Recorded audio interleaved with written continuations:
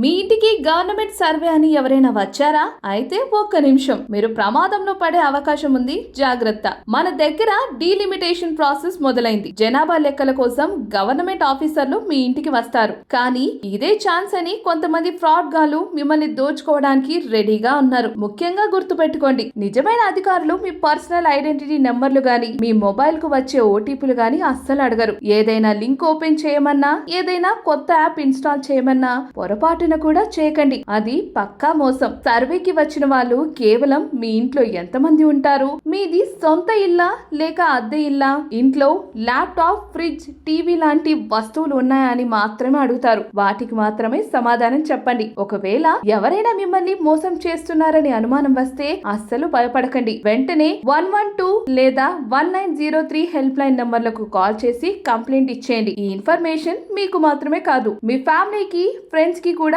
చాలా ముఖ్యం. ఇప్పుడే ఈ వీడియోని వాళ్ళకి షేర్ చేసి అలర్ట్ చేయండి. మరిన్ని అప్డేట్స్ కోసం మన పేజీని ఫాలో అవ్వండి.